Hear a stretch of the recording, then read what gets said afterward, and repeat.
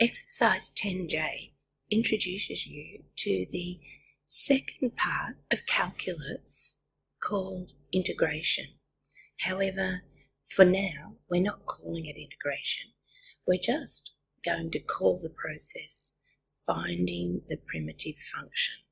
So really what integration does is it reverses differentiation, and we'll look at the reverse process of differentiation very simply here in this exercise. There's a lot more to integration. There's the applications of integration. There's, what does it represent? There's all those things to investigate, and we will actually do that in an integration chapter.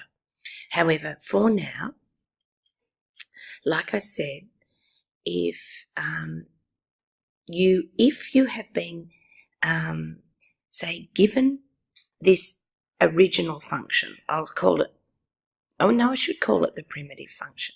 If you're given a primitive function, and I'm just going to use capital F because that's what we commonly use now. Capital F is, let's say it was x cubed plus 2x squared plus 6. If I was to integrate that, now one form of notation would be, for differentiate that, would be f dash x.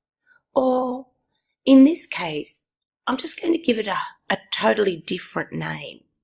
So the fact that I use a lowercase f means it's now a different name, and it would be 3x squared plus 4x, and 6 goes to nothing. You know that process of differentiating. So the situation now becomes when you are given this as a function and you are required to go back to that. So you're finding the primitive function. You're finding the function it came from. Primitive being first, or in the beginning, primitive.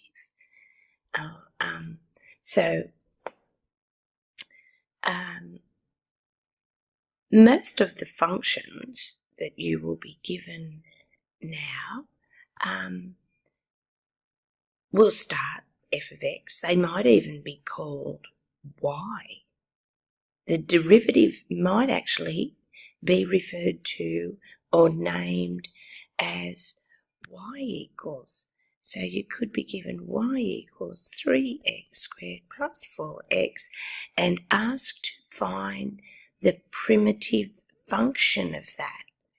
That just means you're going back to find what would have been differentiated to actually give this function here now. So as it says here, if we were asked to find the primitive function of, say, 2x, so we're given this as a function, it won't be in the notation f dash x and find f of x. It'll just be, this is the function you've got. What would it have come from? Then we're looking for the function before it was differentiated. What must have sat before this such that when I brought the power to the front, subtracted 1 from the power, I actually got 2x. Well, you can probably see that it could have come from x squared. And see here now I've gone to the notation capital F, indicating it was the primitive. But you may also be thinking, but how do you know it wasn't x squared plus 2? Because if I differentiate that, if I differentiate that, I'll bring the 2 to the front, subtract 1 from the back, and the 2 goes to nothing. So I might just call it f dash x, or f of a whole nother new function. Here, likewise, if I differentiated this, f dash of x, which I'm just going to call f of x, that could also be 2x, because 3 goes to nothing. Doesn't matter that it's a decimal. F dash of x, which I'm going to call f of x, is still the 2x.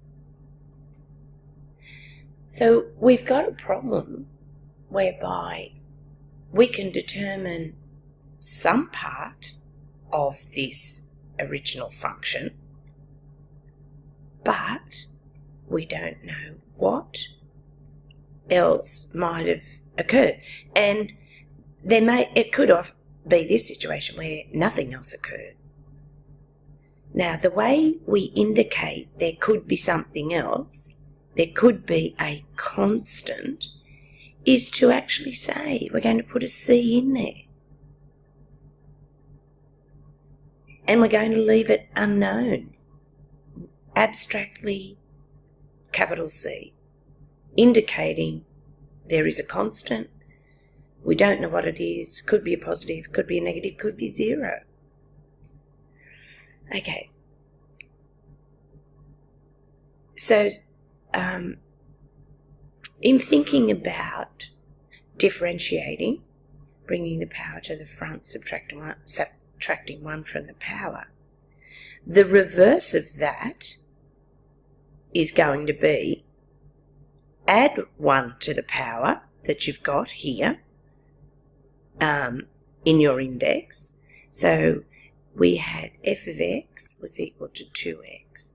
To get back to the primitive, I'm going to take this, I'm going to add 1 onto the index. So the index is currently 1.